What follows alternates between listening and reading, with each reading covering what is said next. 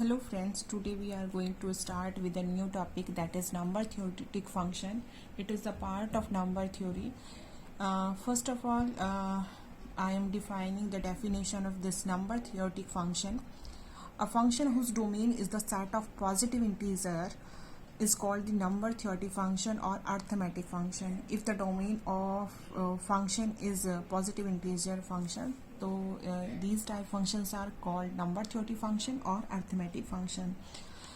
The value of number theoretic function is not required to be positive. Negative भी हो सकती है, कि जरूरी नहीं है कि positive ही हो.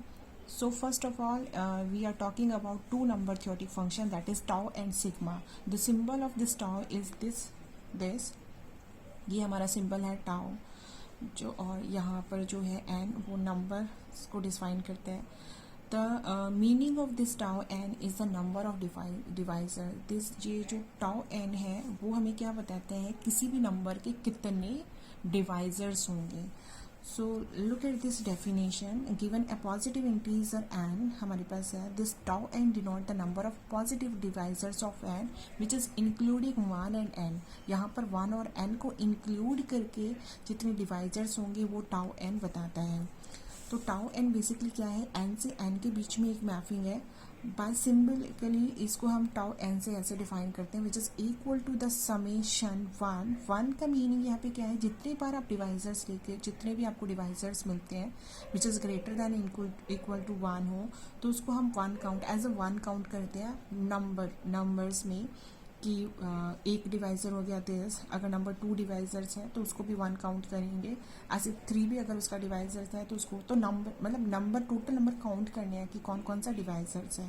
तो यहाँ पर यही लिखा है, where R H is denote the sum of as many as there are positive divisor of N.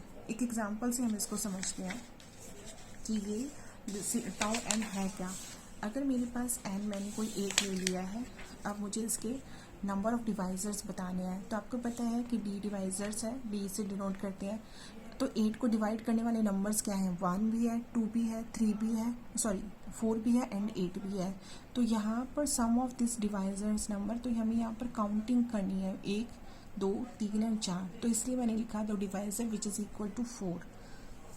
अब ये अगर ये हमें नंबर ऑफ डिवाइजर्स मिल गए, तो इन डिवाइजर्स के सम को हम कैसे डिफाइन करेंगे. तो हमारे पास नया नंबर थ्योरेटिक फंक्शन आया, that is sigma of n. That is the sum of these divisors. किसी भी जो डिवाइजर्स है उनका सम, जो आपके पास ये थे 1 2 4 एंड 8, इनको अगर सम करोगे इनके नंबर वैल्यूज को, तो this is defined as sigma n. So यही हमने यहाँ लिखा, denote the sum of positive divisor of n including 1 and n. यहाँ पर 1 और n को, ऑब्वियसली यहाँ हमने 1 और n को इंक्लूड किया था, तो यहाँ पर इसके सम में भी 1 और n इंक्लूड हो जाएंगे. मैथमेटिकली जो है, अगर आपको लिखना है, this sigma again is a mapping from natural number to natural number which is defined as the sigma n. यहाँ पर 1 की जगह दिस डी, क्योंकि हम डी जो वैल्यू आ रही है आपके पास उनका हम सम करें. Where R H S is the sum of the positive divisors of n. तो यहाँ पर हमने क्या किया है, जो हमारे पास डिवाइजर्स आए हैं उनकी वैल्यू को हमने सम किया है. एग्जाम्पल के थ्रू समझिए, अगर आपके पास एन है which is equal to 2, so this D which is the divisors of this 12, so this d is equal to 1 2 3 4 6 and 12. Now we are talking about tau n. tau n the numbering करनी है आपको, first divisor, second divisor, third, fourth, fifth and six. ठीक है. सो 1 को हमने 1 दिया, 2 को हमने 1 किया, 3 को 1 किया. ये एक नंबर है जो इसको डिवाइड कर रहा है. 4 को 1 दिया, 6 को 1 दिया एंड 12 को 1 दिया. सो टोटल इनका सम क्या हो गया, जो डी वेरी किया है, दैट इज 6. सिमिलरली अगर मुझे सिग्मा डिफाइन करना है, अब यहाँ पर हम इनकी नंबरिंग की बात नहीं करेंगे, जो हमारे पास वैल्यूज़ हैं, जो हमने डिवाइजर्स फाइंड आउट करे हैं, उनके सम की बात कर रहे हैं. So 1 2 3 4 6 and 12 that is equal to 28. तो ये सिग्मा और आई थिंक 12 और एन आपको डिफाइन करना आ गया होगा. सिग्मा में हम नंबर ऑफ डिवाइजर्स, कितने नंबर हैं हमारे पास, एग्जैक्टली कितने नंबर निकल के आएंगे, काउंटिंग है. यहाँ पर वो जो नंबर्स हैं उनका सम है, ये हमारा सिग्मा एन है. तो कुछ स्टार्टिंग के नंबर हम डिफाइन कर लेते हैं कि सिग्मा और टाउ क्या क्या होंगे. So let us define some values of this sigma and tau. तो यहाँ पर आपके पास क्या है, this tau 1 which is equal to 1, 1 का डिवाइजर 1 ही है, 1 2 का डिवाइजर क्या है 1 and 2, so numbering the value is 2। 3 के डिवाइजर कौन कौन है 1 एंड 3, सो दिस इज 2। 4 के डिवाइजर्स कौन कौन है 1 2 एंड 4, तो नंबरिंग इज 3। 5 के डिवाइजर्स क्या है 1 एंड 5, तो दिस वैल्यू इज 2। 6 के डिवाइजर्स क्या है 1 2 3 एंड 6 इटसेल्फ, तो यहाँ पर 4 हो गई वैल्यू। 7 के डिवाइजर्स क्या है 1 and 7, so this value is 2। इसी तरह इनका जो ए की डिवाइजर था तो इसका सम भी 1 आएगा, यहाँ इसके डिवाइजर 1 और 2 है तो इसका सम 3 आएगा, यहाँ पर इसके डिवाइजर्स 1 एंड 3 हैं तो इसका सम 4 आएगा।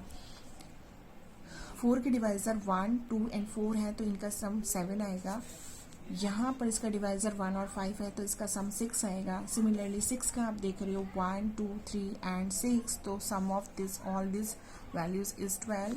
एंड द 7 के डिवाइजर 1 और 7 थे तो इनका सम 8 आया।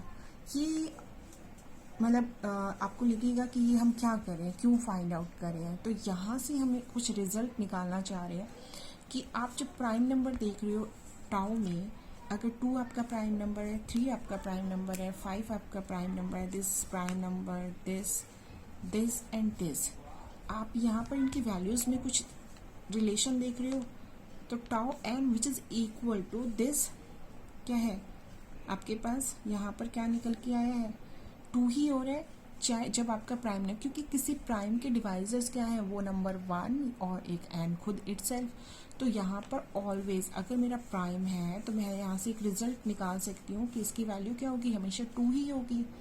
जब हर बार प्राइम पर आपके पास वैल्यू 2 2 2 ही आ रही है, तो हमने यहाँ से एक रिजल्ट, क्योंकि टाउ एन क्या दिखा रहा है आपके डिवाइजर्स की काउंटिंग को शो कर रहा है, तो किसी भी प्राइम के 1 नंबर और इटसेल्फ जो n नंबर है वही डिवाइड करता है। So we can conclude a result if this n is prime, so the value of this tau n which is equal to n if and only if n is a prime number। ये हमने एक note लिखा। यहाँ पर भी इनके बीच में prime पर कोई रिलेशन नजर आ रहा है, यहाँ पर देख रहे हैं हम 2 पर इसकी वैल्यू 3 है, 3 पर इसकी वैल्यू 4 है, 5 पर इसकी वैल्यू 6 है, 7 पर इसकी वैल्यू 8 है, तो एक स्टेप आगे जा रहा है क्योंकि इसके डिवाइजर्स क्या थे 1 एंड n खुद, तो n+1 हमारे पास क्या हो जाएंगे this sigma n when this n is a prime number, that is n is a prime, so this value of this tau n is equal to 2 and the sigma n which is equal to n+1। तो जब भी हमारे पास इस तरह की कोई value होगी, जब हम यहाँ देख लेंगे दिस p है तो this tau n is always equal to 2, हम यहाँ डायरेक्ट लिख देंगे। इसी तरह इसकी वैल्यू भी इसकी किसकी हो जाएगी n+1 की। तो अब हमारे पास एक एग्जांपल लेते हैं और उसको सॉल्व करने की कोशिश करते हैं। ये एग्जांपल कैसे सॉल्व होगा, बुक का ही एग्जांपल है, बट हम पहले कुछ रिजल्ट इससे रिलेटेड डिस्कस करें।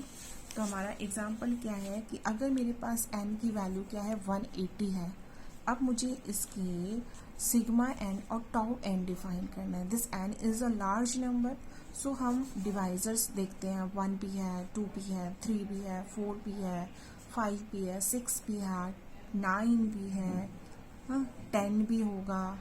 सो मतलब बहुत लंबी लिस्ट हो गई, इतना इजी तो नहीं है, मुझे चेक करना होगा हर बार टेबल बोलूँगी और फिर देखूँगी 180 से डिवाइड हो रहा है या नहीं, 10 को देखा, फिर 11 को देखा ये डिवाइड हो रहा है या नहीं, 12 होगा या नहीं।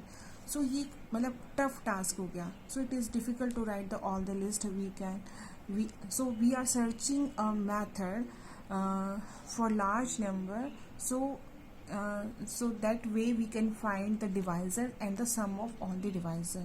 सो हमारे पास कोई ऐसा मेथड है कि हम जिससे इनके डिवाइजर्स भी फाइंड आउट कर लें और इनका सम भी फाइंड आउट कर लें। तो इसके लिए हम सबसे पहले अपने n को प्राइम फैक्टराइजेशन की, ये तो हमें पता ही है कि अर्थमेटिक हमारा कहता है कि every prime can be written as in a prime factorization. तो 180 को हमने प्राइम फैक्टराइजेशन में लिख दिया, this 2 raised to the power 2, 3 raised to the power 2 and 5 raised to the power 1। 1 को तो हम लिखते नहीं है, तो d हमारे क्या होंगे, this 2 raised to the power a1, 3 raised to the power a2 and 5 raised to the power a3। यहाँ पर a1 को मैं डिफाइन कर लूँ कि इसकी मिनिमम पॉसिबिलिटी क्या हो सकती है 0, मैक्सिमम पॉसिबिलिटी क्या होती है 2, भाई आप 2 के अलावा 3 तो नहीं लिख दोगे ना, क्योंकि 2 की पावर 2 ही आ रही है, तो मैक्सिमम कितनी हो सकती है इसकी, ए वन किस किस के बीच में लाई करेगा, 0 से 2 के बीच में।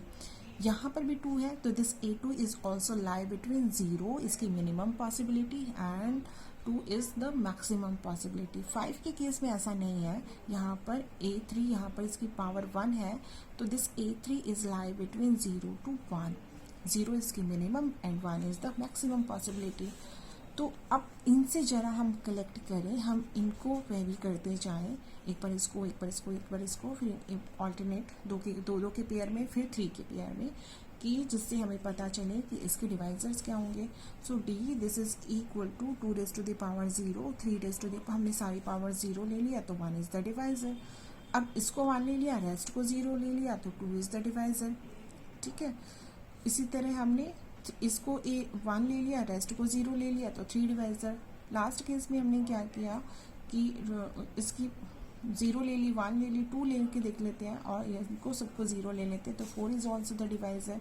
सिमिलरली ये हम कॉम्बिनेशन हम बना रहे हैं, तो इससे हमारे पास क्या होंगे, सारे डिवाइजर्स होंगे। तो this is the set of divisors of 180, तो दिस इज द नंबर जो हमने यहाँ से कैलकुलेट किए हैं। तो यहाँ से फिर भी हमने क्या किया कि इस नंबर से हमें ये तो पता चल गया कि टोटल नंबर ऑफ डिवाइजर्स कितने हैं, 18, बट इनका सम करना again as a big task. So हम एक कोई ऐसा फॉर्मूला डिराइव करना चाह रहे हैं, या कोई ऐसी रिजल्ट पर पहुंचना चाह रहे हैं, थ्योरम पर पहुंचना चाह रहे हैं, जिससे कि हमें ये पता चल जाए कि हम किसी भी जो लार्जर नंबर है तो उसके नंबर ऑफ डिवाइजर्स कितने होंगे and the sum of that divisors क्या होंगे। तो इसके लिए हम सबसे पहले इस चैप्टर की सबसे पहले वाली थ्योरम करना चाहते हैं, जो हम नेक्स्ट वीडियो में डिस्कस करेंगे।